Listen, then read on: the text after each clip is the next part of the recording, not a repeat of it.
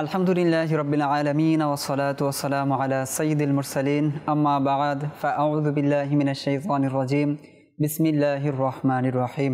নবী করিম রাউফুর রহিম সাল্লাল্লাহু তাআলা আলাইহি ওয়াসাল্লাম ইরশাদ করেন, মান সাল্লা আলাইয়া ওয়াহিদাতান সাল্লাল্লাহু আলাইহি আশরা। অর্থাৎ আল্লাহ রাসূল সাল্লাল্লাহু আলাইহি ওয়াসাল্লাম বলছেন, যে ব্যক্তি আমার প্রতি একবার দুরূদ শরীফ পাঠ করবে আল্লাহ তাআলা তার প্রতি 10টি রহমত নাজিল করবেন। সাল্লু আলাল হাবিব সাল্লাল্লাহু তাআলা আলা মুহাম্মদ সাল্লাল্লাহু আলাইহি ওয়াসাল্লাম। প্রিয় মাদানী চ্যানেলের দর্শকবৃন্দ, যারাই দেখছেন মাদানী চ্যানেল দেশ ও দেশের বাইরে থেকে, সবাইকে আন্তরিক অভিনন্দন ও শুভেচ্ছা জানাচ্ছি। নতুন একটি অনুষ্ঠান নিয়ে, নতুন একটি উদ্দেশ্য নিয়ে, নতুন কিছু কথা নিয়ে আপনাদের সামনে উপস্থিত হয়েছি। আমাদের নতুন অনুষ্ঠানের নাম হচ্ছে সাহাবায়ে কেরাম আলাইহিমুর রিদওয়ান এর বিশেষত্ব।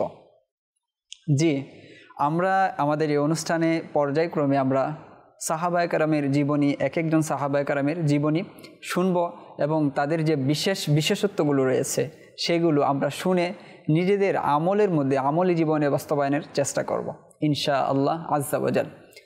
আজকে অনুষ্ঠানের ভূমিকা হিসেবে আমরা সার্বিকভাবে সকল সাহাবায়ে কেরাম বা সাহাবায়ে কেরামের যে মর্যাদা, যে বিশেষত্ব, যে বৈশিষ্ট্যগুলো রয়েছে সেগুলো সংক্ষেপে শোনার আমরা চেষ্টা করব।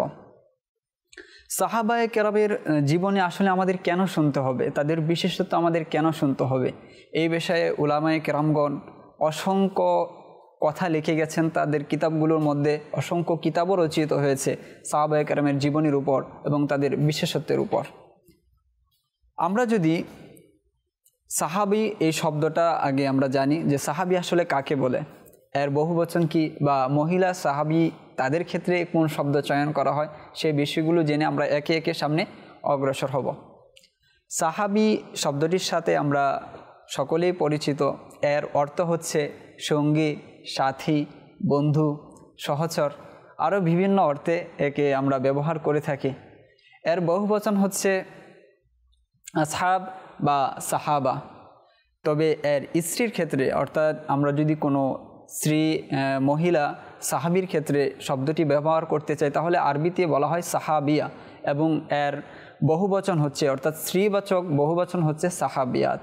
আবিধানিক করতে এর বিশেষ একটি, পারিভাষিক করতে এর বিশেষ একটি সংজ্ঞা রয়েছে যে এই বিষয়গুলো বা এই বিষয়টা যদি কোনো ব্যক্তির মাঝে থাকে তাহলে সেই ব্যক্তিকেই মূলত সাহাবী বলা হবে। আসুন জেনে আসি যে আসলে সাহাবী কাকে বলা যাবে, বা উলামায়ে কেরাম কাদেরকে সাহাবী হিসাবে নিয়েছেন, তাদের যে গ্রন্থ রয়েছে সেখানে কাদেরকে তারা মূলত সাহাবী হিসাবে অন্তর্ভুক্ত করেছেন। সাহাবী এর ক্ষেত্রে তারা প্রথম যে বিষয়টি বলেছেন, সে সাহাবী হওয়ার জন্য প্রথমত রাসূল সাল্লাল্লাহু আলাইহি ওয়াসাল্লামকে জীবদ্দশায় দেখতে হবে, তাও সেটা ঈমানের হালতে। অর্থাৎ আমরা যদি এভাবে বলি যে রাসূল সাল্লাল্লাহু আলাইহি ওয়াসাল্লামকে যারা ঈমানের হালতে দেখেছে এবং ঈমান নিয়ে মৃত্যুবরণ করেছে তারাই মূলত সাহাবী। অর্থাৎ এখানে আমরা দুটি বিষয় দেখতে পাই। প্রথমত হচ্ছে রাসূল সাল্লাল্লাহু আলাইহি ওয়াসাল্লামের জিয়ারত করা, দ্বিতীয়ত হচ্ছে সেই ঈমান অবস্থায় ইন্তিকাল করা। অর্থাৎ এই দুইটি বিষয় যার মধ্যে পাওয়া যাবে সেই হচ্ছে সাহাবী। সাহাবীদের জীবনী বা তাদের বিশেষত্ব শোনার জন্য আমরা বসেছি, বা এর তাৎপর্য কী রয়েছে, বা এটা আমাদের কেন জানতে হবে, কেন শুনতে হবে, কেন এই বিষয়গুলো আমাদের বুঝতে হবে, এর গুরুত্ব কিন্তু অপরিসীম। বলে আসলে শেষ করা যাবে না যে তাদের জীবনী, তাদের বিশেষত্ব আসলে আমাদের কেন শুনতে হবে। আমরা যদি আমাদের জীবনকে সামনে এগিয়ে নিয়ে যেতে চাই, ইসলামের মোতাবেক আমরা আমাদের জীবনকে পরিচালনা করতে চাই, অবশ্যই তাদের জীবনী আমাদের অধ্যয়ন করতে হবে, তাদের বিশেষত্ব যেগুলো রয়েছে সেগুলো আমাদের জীবনে বাস্তবায়ন করতে হবে, লালন করতে হবে, ধারণ করতে হবে। নতুবা আমরা পরিপূর্ণভাবে ইসলামকে জানতে পারবো না, শিখতেও পারবো না। এ ব্যাপারে আসুন কিছু গুরুত্বপূর্ণ কথা আমরা জেনে আসি। আমরা যদি সাহাবায়ে কেরামের জীবনীকে সাধারণ মানুষের জীবনী বা সাধারণ ব্যক্তি হিসাবে তাদেরকে ছেড়ে দেই, আসলে আমরা পরিপূর্ণভাবে রাসূল সাল্লাল্লাহু আলাইহি ওয়াসাল্লামের যে রিসালাত রয়েছে তা পূর্ণাঙ্গরূপে কখনোই জানতে পারবো না। আল্লাহ তাআলার যে কোরআন রয়েছে সেই কোরআনের তাৎপর্য, সেই কোরআনের মর্মার্থ আমরা কখনো বুঝতে পারবো না। আল্লাহ তাআলা যে ইসলাম আমাদেরকে দিয়েছেন এর যে ভিত্তি রয়েছে সেই মজবুতি সহকারে আমরা সেই ভিত্তি, সেই ইসলামকে আমরা নিতে পারবো না। তো সাহাবায়ে কেরামের জীবনী অত্যন্ত গুরুত্বপূর্ণ একটা বিষয় আমাদের জন্য। আর সাহাবায়ে কেরামের জীবনী প্রত্যেকটা ক্ষেত্রে আমাদের প্রয়োজন। আর এটা আল্লাহ ও রাসূল সাল্লাল্লাহু আলাইহি ওয়াসাল্লামের পক্ষ থেকে পূর্ব নির্ধারিত বিষয় যে পরবর্তী যে সকল মুসলমান মুমিন আসবে অবশ্যই আল্লাহ তাআলার এই মনোনীত যে বান্দা রয়েছে তাদের জীবনীকে অনুসরণ করতে হবে, তাদের বিশেষত্বগুলো জানতে হবে, সেই বিশেষত্বগুলো জেনে নিজেদের মধ্যে বাস্তবায়ন করে অতঃপর সামনে এগিয়ে যেতে হবে। আমরা যদি দেখি যে রাসূল সাল্লাল্লাহু আলাইহি ওয়াসাল্লাম বিদায় হজের ভাষণে রাসূল সাল্লাল্লাহু আলাইহি ওয়াসাল্লাম এক পর্যায়ে বলেছিল, বাল্লিগু আন্নি ওয়ালাউ আয়া, আমার পক্ষ থেকে একটি আয়াত হলেও অন্যের নিকট পৌঁছে দাও। এমনকি রাসূল সাল্লাল্লাহু আলাইহি ওয়াসাল্লামের যে মাদ্রাসা ছিল, অর্থাৎ তিনি যে শিক্ষা দিতেন, সর্বদা সাহাবায়ে কেরামের একটি দল রাসূল সাল্লাল্লাহু আলাইহি ওয়াসাল্লামের কাছে উপস্থিত থাকতো, সেখানে বিদ্যমান থাকতো। কেন থাকতো?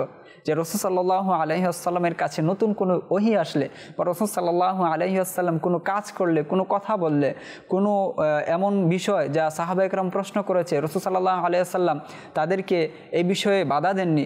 এই যে রাসূল সাল্লাল্লাহু আলাইহি ওয়াসাল্লামের হাদিসগুলো রয়েছে, এগুলোকে স্মরণ রেখে সংরক্ষণ করে পরবর্তীতে যেন যারা আসতে পারেনি বা পরবর্তী উম্মতদের কাছে যেন সুন্দরভাবে, সহজভাবে সঠিক বিষয়টি পৌঁছে দিতে পারে, এই জন্য রাসূল সাল্লাল্লাহু আলাইহি ওয়াসাল্লামের দরবারে সর্বদা সাহাবায়ে কেরামদের একটি দল উপস্থিত থাকতেন। তো এই যে বিষয়গুলো, বাল্লিগু আন্নি ওয়ালাউ আয়া, রাসূল সাল্লাল্লাহু আলাইহি ওয়াসাল্লামের দরবারে সর্বদা সাহাবায়ে কেরামের উপস্থিত থাকা, পর্যায়ক্রমে যদি আমরা কোরআনে পাকের আয়াতও দেখি, সেখানে আল্লাহ তাআলা বলছেন, ওমা কানাল মুমিনুনা লিয়ানফিরু কাফা, যে যারা মুমিন রয়েছে, যারা ঈমান এনেছে, তাদের সকলের পক্ষে আসলে ইসলামকে অর্জন করা বা সর্বদা রাসূল সাল্লাল্লাহু আলাইহি ওয়াসাল্লামের দরবারে উপস্থিত থাকা সম্ভব না। কেননা প্রত্যেকে মানুষ হয়ে পৃথিবীতে এসেছে, জীবনের একটা চাহিদা আছে, সংসার আছে, ছেলে সন্তান আছে, জীবিকা নির্বাহের প্রয়োজন আছে। তো সার্বিক বিষয় মিলিয়ে আসলে সবাই সর্বদা রাসূল সাল্লাল্লাহু আলাইহি ওয়াসাল্লামের দরবারে উপস্থিত থাকবে, এই বিষয়টি সম্ভব না। এটা আল্লাহ তাআলা বলে দিয়েছেন। অতঃপর আল্লাহ তাআলা একটি সমাধানও দিয়ে দিয়েছেন, যে বলছেন, ফালাউলা নাফারা মিন কুল্লি ফিরকাতিন মিনহুম তায়ফাতুন লিয়াতাফাক্কাহু ফিদ্দীন ওয়া লিয়ুনদিরু কওমাহুম ইযা রাজাউ ইলাইহিম লাআল্লাহুম ইয়াহযারুন। আল্লাহ তাআলা বলে দিচ্ছেন, তোমরা সকলেই তো উপস্থিত থাকতে পারবে না, তবে তোমাদের মধ্য থেকে যে গোত্রগুলো রয়েছে, তাদের প্রত্যেকটি গোত্র থেকে এরকম একটা দল বের হওয়া উচিত যারা আল্লাহ তাআলার দ্বীনকে শিখবে, আল্লাহ তাআলার যে বিধিনিষেধগুলো রয়েছে সেগুলোর ব্যাপারে জানবে, আল্লাহ তাআলা যে আমাদেরকে হুকুমগুলো দিয়েছেন সেগুলোর ব্যাপারে তারা জানবে। অতঃপর বলেন, ওয়ালিয়ুনদিরু কওমাহুম ইযা রাজাউ ইলাইহিম, তারা রাসূল সাল্লাল্লাহু আলাইহি ওয়াসাল্লামের দরবার থেকে ইসলাম জানবে, ইসলাম শিখবে। অতঃপর কী করবে?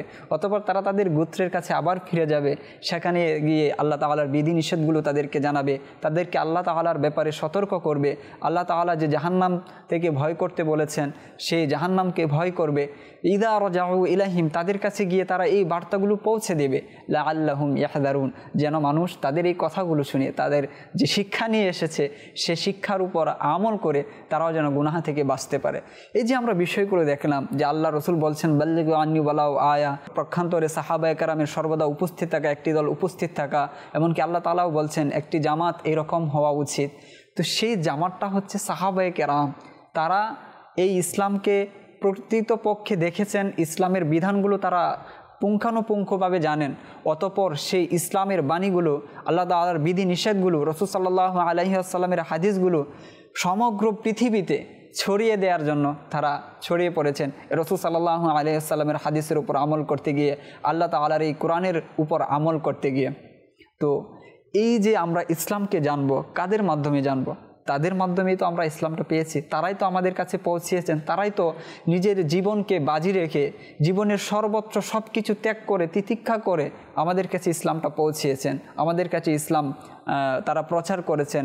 এই পর্যন্ত যে আমরা ইসলাম পেলাম, তাদের ভূমিকা কতটুকু, তারা কিভাবে আমাদের কাছে ইসলামটা পৌঁছিয়েছেন, আর ইসলামকে জানার জন্য তাদের জীবনই কতটা গুরুত্বপূর্ণ আশা করি ইতিমধ্যে আপনারা কিছুটা হলেও অনুধাবন করতে পেরেছেন। এখন আমরা যে ইসলাম পেলাম, সরাসরি তো আসলে আমরা রাসূল সাল্লাল্লাহু আলাইহি ওয়াসাল্লামকে পাইনি, রাসূল সাল্লাল্লাহু আলাইহি ওয়াসাল্লামের বাণী আমরা সরাসরি শুনিনি। কোরআন তাদের সামনে, চোখের সামনে অবতীর্ণ করেছেন। কী কারণে অবতীর্ণ করেছেন, কোন প্রেক্ষাপটে অবতীর্ণ করেছেন, এই বিষয়গুলো সাহাবায়ে কেরাম আলাইহিমুর রিদওয়ান খুব ভালোভাবে জানেন।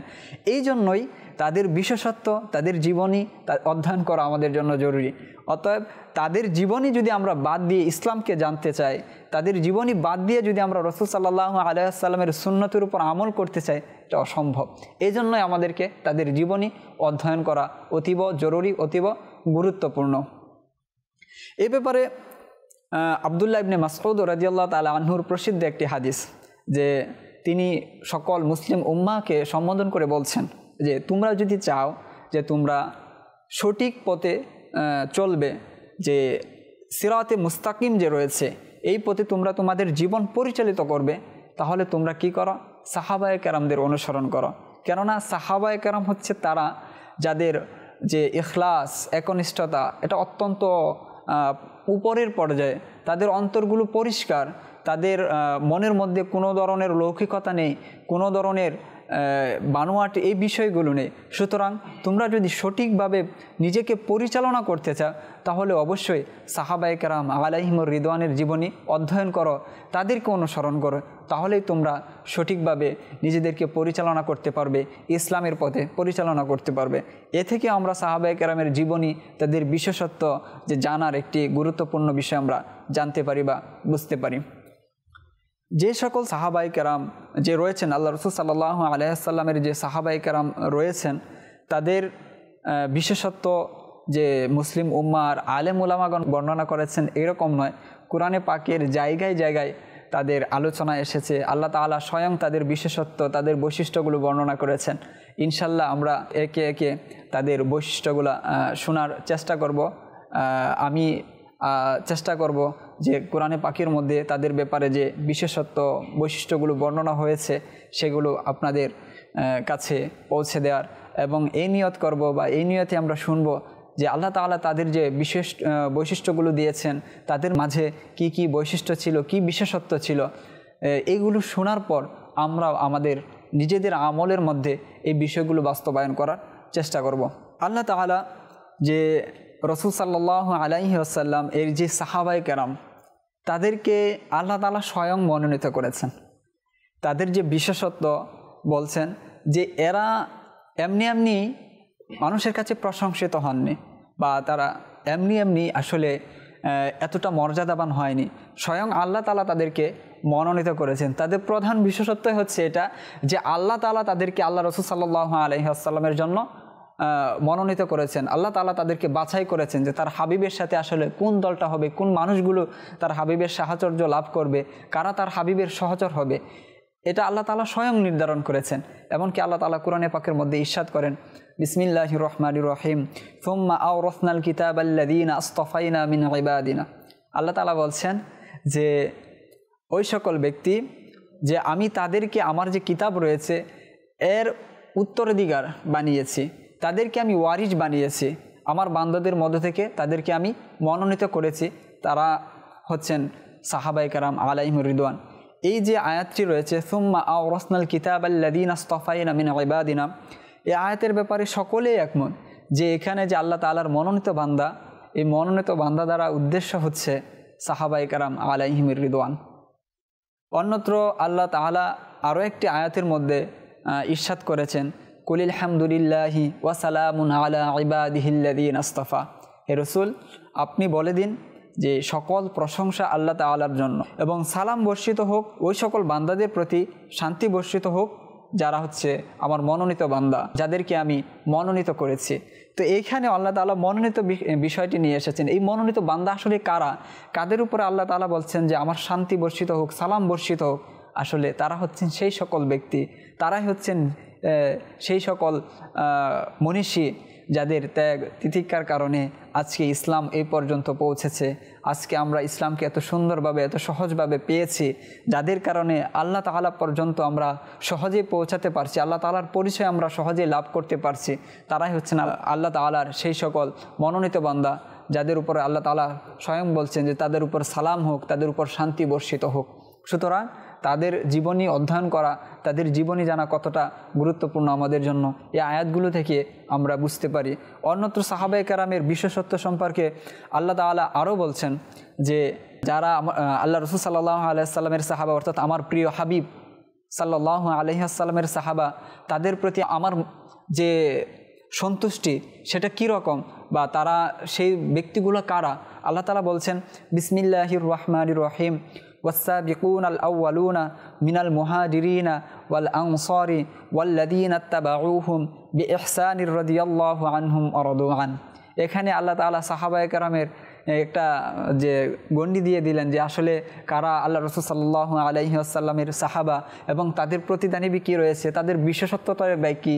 আল্লাহ তাআলা বলছেন ওয়াসাবিকুনাল আউয়ালুনা মিনাল মুহাজিরিন ওয়াল আনসার, যে মুহাজির এবং আনসারদের মধ্য থেকে যারা অগ্রগামী, ওয়াল্লাযীনা তাবাউহুম বিইহসান, এবং এই সকল ব্যক্তিবর্গ যারা ইসলামের ক্ষেত্রে অগ্রগামীর, যারা রাসূল সাল্লাল্লাহু আলাইহি ওয়াসাল্লামের হুকুম আদেশ এগুলো মান্য করার ক্ষেত্রে অগ্রগামী এবং তাদেরকে পুঙ্খানুপুঙ্খভাবে যথাযথভাবে যারা অনুসরণ করেছে, অর্থাৎ পরবর্তীতে যে সকল সাহাবায়ে কেরাম ঈমান নিয়ে এসেছেন এবং তাবিঈন তাবিঈন তাদের ব্যাপারেও বলা, হয়তো এখানে বলা হয়েছে বিভিন্ন মুফাসসিরিনে কেরাম এ ব্যাপারে মত পোষণ করেছেন যে এখানে পরবর্তী যে সকল সাহাবায়ে কেরাম রয়েছেন তাদের ব্যাপারে এখানে বলা হয়েছে এবং সকল সাহাবায়ে কেরামের ব্যাপারে আল্লাহ তাআলা বলছেন রাদিয়াল্লাহু আনহুম ওয়া রাদু আন, যে তাদের প্রতি আমি সন্তুষ্ট এবং তারাও আমার প্রতি সন্তুষ্ট। এ হচ্ছে সাহাবায়ে কেরামের বিশেষত্ব। সুতরাং তাদের জীবনী জানাটা, তাদের জীবনী অধ্যয়ন করাটা এবং তাদের বিশেষত্ব জানাটা আসলে আমাদের জন্য অত্যন্ত গুরুত্বপূর্ণ একটা বিষয়। আর তাদের জীবনী জানলে তারা কিভাবে তাদের জীবন অতিবাহিত করেছে, তারা এই ইসলামের জন্য কতটা ত্যাগ স্বীকার করেছে এবং তারা ইসলামকে কিভাবে ধারণ করেছে, লালন করেছে, রাসূল সাল্লাল্লাহু আলাইহি ওয়াসাল্লামের প্রতি তাদের ভালোবাসা কীরকম ছিল, এই বিষয়গুলো যখন আমরা জানতে পারবো, এই যে আল্লাহ তাআলার বাণী রাদিয়াল্লাহু আনহুম ওয়া রাদু আন, তাদের পথ অনুসরণ করলে আল্লাহ চাইতো তাদের কাতারে আমরাও শামিল হতে পারবো। আল্লাহ তাআলা বলেছেন ইয়া আইয়ুহাল্লাযীনা আমানুত্তাকুল্লাহা ওয়া কুনু মাআস সাদিকিন, এরাই তো হচ্ছে আল্লাহ তাআলার সেই সত্যবাদী বান্দা যাদের সঙ্গ অবলম্বন করার কথা আমাদেরকে বলেছেন।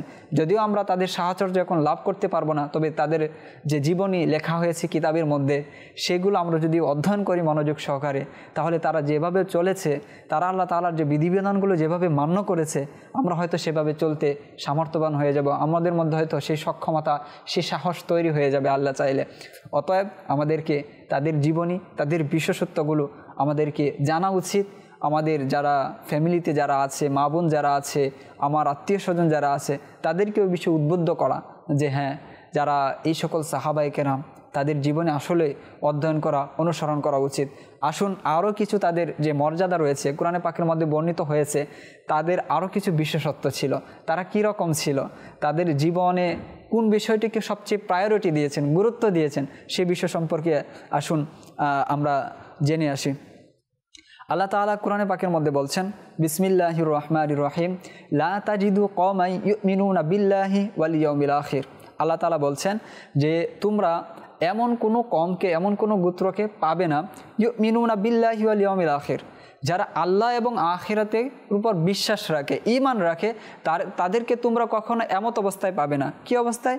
ইউয়াদুনা মান হাদাল্লাহা ওয়া রাসূলা, যে তারা ওই সকল ব্যক্তিদেরকে ভালোবাসে যারা আল্লাহ এবং তার রসুলের সাথে শত্রুতা পোষণ করে, যারা আল্লাহ ও রসুলের সাথে দুশমনি করে, তাদেরকে তারা কখনো ভালোবাসবে না, তাদের সাথে তাদের কখনো বন্ধুত্ব হবে না, তারা কখনো তাদেরকে কম্প্রোমাইজ করা, তাদের সাথে একটা সম্পর্ক গড়ে তোলা, সে যেই ব্যক্তি হোক না কেন, তাদের সাথে তারা কখনো বন্ধুত্ব বা মহাব্বতের এই বিষয়টা তাদের মাঝে পাওয়া যাবে না।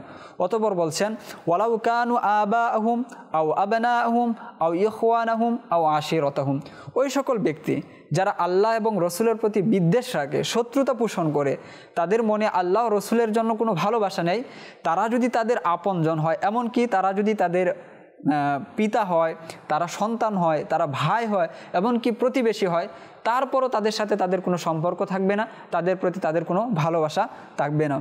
উলাইকা কাতাবা ফি কুলুবিহিমুল ঈমানা ওয়া আইয়াদাহুম বিরূহিম মিন, তাদের ব্যাপারে বলছেন আল্লাহ তাআলা যে তাদের এই সকল ব্যক্তি যে তাদের অন্তরে মূলত ঈমান লিখে দেওয়া হয়েছে, লিপিবদ্ধ করে দেওয়া হয়েছে এবং আল্লাহ তাআলার পক্ষ থেকে রূহের মাধ্যমে আল্লাহ তাআলা তাদেরকে সাহায্য করেন। পরবর্তীতে আল্লাহ তাআলা আরও বলছেন ওয়া ইউদখিলুহুম জান্নাতিন তাজরি মিন তাহতিহাল আনহারু খালিদিনা ফিহা রাদিয়াল্লাহু আনহুম ওয়া রাদু আন উলাইকা হিজবুল্লাহ আলা ইন্না হিজবাল্লাহি হুমুল মুফলিহুন, যে আল্লাহ তাআলা এই সকল ব্যক্তি যারা আল্লাহ তাআলার সাথে যারা শত্রুতা পোষণ করে, তাদের সাথে তাদের বিন্দুমাত্র কোনো সম্পর্ক থাকে না, তারা যদিও নিজের নিকট আত্মীয় হয়, তো তাদের ব্যাপারে বলছেন তাদেরকে আল্লাহ তাআলা এমন জান্নাতে প্রবেশ করাবেন যেটা নিচ দিয়ে নদী প্রবাহমান এবং সেই জান্নাতে তারা সারা জীবন থাকবে। রাদিয়াল্লাহু আনহুম ওয়া রাদু আন, আল্লাহ তাআলা এখানেও তাদের ব্যাপারে বলছেন এই সকল ব্যক্তিবর্গ যারা আল্লাহ এবং আল্লাহর রসুলকে ভালোবাসার খাতিরে তারা সকল কিছু ত্যাগ করে দিয়েছে, আল্লাহ তাআলা তাদের প্রতি সন্তুষ্ট এবং তারাও আল্লাহ তাআলার প্রতি সন্তুষ্ট।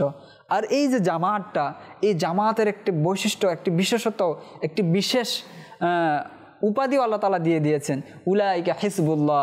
এই যে জামাত, এই সকল ব্যক্তি তারা হচ্ছে মূলত আল্লাহ তাআলার জামাতের অন্তর্ভুক্ত, তারা হচ্ছে আল্লাহর দলের লোক। আর আলা ইন্না হিজবাল্লাহি হুমুল মুফলিহুন, আর যারা আল্লাহর দলের হয়ে যায়, যারা আল্লাহকে ভালোবাসার জন্য সব কিছু ত্যাগ করে দেয়, মূলত নিজের নামকে আল্লাহ তাআলার যে দল রয়েছে সেই দলের মধ্যে অন্তর্ভুক্ত করে নেয়, সে তো মূলত আল্লাহর দলের। আর যখন সে আল্লাহর দলের হয়ে যাবে, হুমুল মুফলিহুন, তখন তারা কি হয়ে যাবে? সফল কাম হয়ে যাবে, সফল হয়ে যাবে। তো এই যে বিশেষত্বগুলো আল্লাহ তাআলা বর্ণনা করেছেন যে একজন মুমিন সে কখনো যে আল্লাহ বিদ্বেষী যারা হবে, আল্লাহর সাথে শত্রুতা যখন পোষণ করবে, তখন সে যদি তার অতি নিকটের আত্মীয় হয়, তার সাথে সে কোনো বন্ধুত্ব করবে না। এরকমটা যে করবে, অর্থাৎ তাদের সাথে সে বন্ধুত্ব রাখবে না, তাদের ব্যাপারে বলছেন যে আল্লাহ তাআলা তাদের প্রতি সন্তুষ্ট, তারা হচ্ছে আল্লাহর দলের লোক, আর মূলত হচ্ছে এরাই সফলকাম। সুতরাং এই যে বিষয়গুলো মুফাসসিরিন কেরামগণ বলেন, এই বিষয়গুলো মূলত সাহাবায়ে কেরামের ব্যাপারে বলা হয়েছে। কেননা আমরা যদি সাহাবায়ে কেরামের জীবনী দেখি, তাহলে এইখানে যে এই আয়াতের মধ্যে যে বিষয়গুলোর কথা মূলত বলা হয়েছে, প্রত্যেকটা বিষয় আমরা সাহাবায়ে কেরাম আলাইহিম রিদওয়ানের জীবনের মধ্যে পাবো। আমরা যদি দেখি সাহাবায়ে কেরামের জীবনী, আবু বকর রাদিয়াল্লাহু তাআলা আনহু সবার প্রথমে আসে। তার জীবনীতে যদি দেখি, তিনি ইসলামের জন্য সব কিছু ত্যাগ করে দিয়েছেন। কি কাছের মানুষ, কি দূরের মানুষ, যে আল্লাহর রসুলকে ভালোবেসেছে, তিনি তার জন্যই সর্বোচ্চ নিজের জীবনকে উৎসর্গ করে দিয়েছেন, যা আছে সব কিছু দিয়ে দিয়েছেন। আমরা যদি উমর রাদিয়াল্লাহু তাআলা আনহুর জীবনীতে দেখি, তিনি নিজের আত্মীয় স্বজন, এমনকি পিতাকেও তিনি ছাড় দেননি, যে আল্লাহ এবং আল্লাহ রসুল সাল্লাল্লাহু আলাইহি ওয়াসাল্লামের সাথে যারা শত্রুতা পোষণ করেছে, যখন শত্রুতা পোষণ করেছে, তিনি তাদের বিরুদ্ধেও তিনি যেতে কখনো দ্বিধাবোধ করেননি। তো এই সকল সাহাবায়ে কেরাম, তাদের ব্যাপারে আল্লাহ তাআলা বারংবার বলেছেন, তাদের প্রশংসা, তাদের বিশেষত্ব, তাদের যে গুণগুলো রয়েছে, এগুলো আল্লাহ তাআলা কোরআনে আমাদেরকে বলেছেন। এবং এই জন্যই বলেছেন যেন আমরা তাদের জীবনী অধ্যয়ন করে, তাদের এই বিশেষত্বগুলো অধ্যয়ন করে আমরাও যেন এর উপর আমল করি। আরও একটি আয়াত আমরা শুনব, যা সাহাবায়ে কেরাম আলাইহিম রিদওয়ানের ব্যাপারে বলা হয়েছে, যে আল্লাহ তাআলা বলেন, বিসমিল্লাহির রহমানির রহিম, ওয়ালামু আন্না ফীকুম রাসূলুল্লাহ। তোমরা জেনে নাও যে নিশ্চয়ই তোমাদের মাঝে আল্লাহর রসুল আছেন। লাউ ইউতিউকুম ফি কাসীরিম মিনাল আমরি, সুতরাং তিনি যদি তোমাদের ইতাআত করতে থাকে তোমাদের কাজসমূহ, তোমরা যা বলো তা যদি রাসূল সাল্লাল্লাহু আলাইহি ওয়াসাল্লাম সবগুলো মানতে থাকেন, লা আনিতুম, তাহলে তোমরা বিপদে পড়ে যাবে, তোমরা কষ্টে পড়ে যাবে। কেননা রাসূল সাল্লাল্লাহু আলাইহি ওয়াসাল্লাম ভালো জানেন যে তোমাদের জন্য কোনটা মঙ্গলময়, কোনটা কল্যাণকর। অতঃপর বলেন, ওয়ালাকিন্নাল্লাহ হাব্বাবা ইলাইকুমুল ঈমান ওয়া যায়্যানাহু ফি কুলুবিকুম। আল্লাহ তাআলা এখান থেকেই সাহাবায়ে কেরামের বিশেষত্ব বলছেন যে আল্লাহ তাআলা তাদের জন্য ঈমানকে ভালোবাসা, ঈমানের ভালোবাসাটা তাদেরকে দিয়ে দিয়েছেন। তারা এমন ব্যক্তি, তারা এই ধরনের ব্যক্তিবর্গ যে তাদের অন্তরে আল্লাহ তাআলা ঈমানের ভালোবাসা দিয়ে দিয়েছেন, এবং তাদের অন্তরে আল্লাহ তাআলা ঈমান দ্বারা সুসজ্জিত করেছেন। ওয়াকাররাহা ইলাইকুমুল কুফর ওয়াল ফুসুক ওয়াল ইসয়ান, এবং তারা ওই সকল ব্যক্তি যাদেরকে আল্লাহ তাআলা এমন শক্তি দিয়েছেন, তাদেরকে আল্লাহ তাআলা যে কুফরেরকে ঘৃণা করার এই বিষয়টি আল্লাহ তাআলা তাদের দিয়েছেন। তারা কবিরা গুনাহকে ঘৃণা করবে, কুফর, ফুসুক, সগীরা গুনাহকে অপছন্দ করবে, এবং নাফরমানিকে তারা কী করবে? অপছন্দ করবে। এই বিষয়গুলো আল্লাহ তাআলা তাদেরকে দিয়ে দিয়েছেন যে তোমরা ঈমানকে ভালোবাসবে, তোমাদের অন্তর ঈমান দ্বারা সুসজ্জিত থাকবে, এবং তোমরা কুফরকে ঘৃণা করবে, এবং কবিরা গুনাহ থেকে দূরে থাকবে, সগীরা গুনাহ থেকে দূরে থাকবে, অবাধ্যতা থেকে দূরে থাকবে।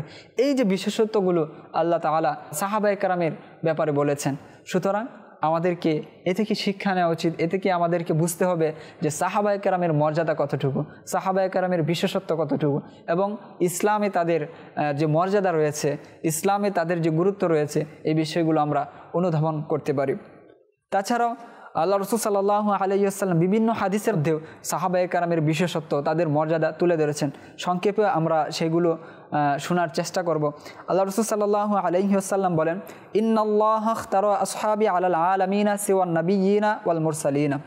আল্লাহ রাসূল সাল্লাল্লাহু আলাইহি ওয়াসাল্লাম বলেন, নবী এবং আম্বিয়া কেরাম ব্যতীত, আম্বিয়া কেরাম এবং রসুলগণ ব্যতীত সমগ্র জাহানের মধ্য থেকে আমার সাহাবায়ে কেরামকে আল্লাহ তাআলা মনোনীত করেছেন। নবী এবং রসুলগণ তো আছেনই, তাদের পরবর্তীতে যাদেরকে আল্লাহ তাআলা মনোনীত করেছেন, পছন্দ করেছেন, বেছে বেছে রাসূল সাল্লাল্লাহু আলাইহি ওয়াসাল্লামের সহচরী হিসেবে আল্লাহ তাআলা নিয়েছেন, তারা হচ্ছেন রাসূল সাল্লাল্লাহু আলাইহি ওয়াসাল্লামের সাহাবায়ে কেরাম। কত চমৎকার বিষয়। অন্যত্র আল্লাহ রাসূল সাল্লাল্লাহু আলাইহি ওয়াসাল্লাম বলেন, ইন্নাল্লাহা ইখতারানি ওয়া ইখতারা আসহাবি, যে আল্লাহ তাআলা যেভাবে আমাকে মনোনীত করেছেন, আল্লাহ তাআলা যেভাবে আমাকে সমগ্র সকল নবীদের মধ্যে আমাকে একটা সম্মান দিয়েছেন, একটা স্থান দিয়েছেন, একটা মর্যাদা দিয়েছেন, অনুরূপভাবে আমার যারা সহচর রয়েছে, সাহাবী রয়েছে, তাদেরকে আল্লাহ তাআলা এভাবে মনোনীত করে সকল উম্মতের মধ্যে একটা বিশেষ মর্যাদা তাদেরকে দিয়েছেন। তাদেরকে আল্লাহ তাআলা মনোনীত করে বাছাই করে আমার সাহাবী হিসাবে আল্লাহ তাআলা তাদেরকে মর্যাদা দিয়েছেন। আল্লাহ রাসূল সাল্লাল্লাহু আলাইহি ওয়াসাল্লাম এভাবে তো বিভিন্ন জায়গায় সাহাবায়ে কেরামের মর্যাদা তো বলেছেনই, এবং সাহাবায়ে কেরামদের উম্মতদেরকে সাবধানও করে গেছেন। আল্লাহ রাসূল সাল্লাল্লাহু আলাইহি ওয়াসাল্লাম বলেন, লা তাসুব্বু আসহাবি, যে আমার সাহাবাদেরকে তোমরা গালি দিও না। অনেকেই হয়তো এরকমটা দেখতে পাওয়া যায়, যারা সাহাবায়ে কেরামের ব্যাপারে অনেক ধরনের কথা বলে, তাদের আকলেও নেই, তাদের মস্তিষ্কেও নেই যে সে কাদের সামনে কথা বলছে। তাদের ব্যাপারে অন্যত্র আল্লাহ রাসূল সাল্লাল্লাহু আলাইহি ওয়াসাল্লাম বলেছেন, আল্লাহ আল্লাহ ফি আসহাবি, আল্লাহ আল্লাহ ফি আসহাবি, তোমরা আমার সাহাবাদের ব্যাপারে আল্লাহকে ভয় করো, তোমরা আমার সাহাবাদের ব্যাপারে আল্লাহকে ভয় করো। লা তাত্তাখিদুহুম গরাদাম বাদি, তোমরা আমার পর আমার সাহাবায়ে কেরামদেরকে নিশানা বানিও না, টার্গেটে পরিণত করিও না। যে কোনো বিষয়ে তাদের ব্যাপারে তোমরা এই বিভিন্ন ধরনের বাজে মন্তব্য এগুলো তোমরা ভয় করো, এই ব্যাপারে তোমরা আল্লাহকে ভয় করো, আল্লাহকে ভয় করো। অতঃপর বলছেন যে ফামান আহাব্বাহুম ফাবিহুব্বি আহাব্বাহুম, তোমাদের মধ্য থেকে যারাই তাদেরকে ভালোবাসো, মূলত আমাকে ভালোবাসার কারণেই তোমরা তাদেরকে ভালোবাসো। ফামান আবগাদাহুম ফাবিবুগদি আবগাদাহুম, এবং স্মরণে রেখো তোমরা তাদেরকে যখন তাদের সাথে শত্রুতা পোষণ করো বা তাদের সাথে তোমরা কোনো বাজে ব্যবহার করো, তো মনে রাখো এটা মূলত আমার প্রতি তোমাদের যে বিদ্বেষ রয়েছে, এই বিদ্বেষের কারণেই তোমরা মূলত এই কাজটা করে থাকো। তো রাসূল সাল্লাল্লাহু আলাইহি ওয়াসাল্লাম বলছেন, তোমাদের মধ্য থেকে যারা তাদের ব্যাপারে বিদ্বেষ পোষণ করবে, শত্রুতা রাখবে, মনে রাখো এটা মূলত আমার প্রতি তোমাদের শত্রুতার কারণে, অর্থাৎ তোমরা আমাকে পরিপূর্ণ ভালোবাসতে পারো না, এর জন্য তোমরা তাদের সাথে এরকম তাদের ব্যাপারে এরকম বিদ্বেষ রাখছো। আল্লাহ রাসূল সাল্লাল্লাহু আলাইহি ওয়াসাল্লাম সাবধান করে গেছেন। অতঃপর বলেন, ফামান আদাহুম ওমান আদানি, তোমরা তোমাদের মধ্য থেকে যে তাদেরকে কষ্ট দিবে সে মূলত আমাকে কষ্ট দিল। ওমান আদানি ফাকাদ আদাল্লাহ, আর যে আমাকে কষ্ট দিল সে মূলত আল্লাহ তাআলাকে কষ্ট দিল। অতঃপর বলেন, ফাকাদ মান আদাল্লাহ ইউশিকু আইয়াখুদাহু, যে আল্লাহ তাআলাকে কষ্ট দিল, আল্লাহ তাআলা অতি শীঘ্রই তাকে পাকড়াও করবে, অতি শীঘ্রই তাকে ধরবে। সুতরাং আমাদেরকে সাহাবায়ে কেরামের ব্যাপারে কথা বলার ক্ষেত্রে তাদের ব্যাপারে আমরা কি ধরনের মন মানসিকতা রাখবো, তাদের ব্যাপারে আমরা কি বিশ্বাস রাখবো, কি আকীদা লালন করব, ধারণ করব, আমাদেরকে অবশ্যই বুঝে শুনে সব কিছু আমাদেরকে করতে হবে, নয়তো আল্লাহ তাআলা আমাদেরকে পাকড়াও করবে। কেননা আল্লাহ রাসূল সাল্লাল্লাহু আলাইহি ওয়াসাল্লাম সাবধান করে গেছেন, তাদেরকে ঘৃণা করা মানে আল্লাহ রসুলকে ঘৃণা করা, তাদেরকে কষ্ট করা মানে আল্লাহর রসুলকে কষ্ট দেওয়া, আর যে আল্লাহর রসুলকে কষ্ট দিবে তাকে আল্লাহ তাআলা পাকড়াও করবে। সুতরাং আমাদেরকে অবশ্যই তাদের ব্যাপারে আমাদেরকে সাবধান হতে হবে, সচেতন হতে হবে, নয়তো আমাদের জন্য খুব ভয়ানক শাস্তি রয়েছে।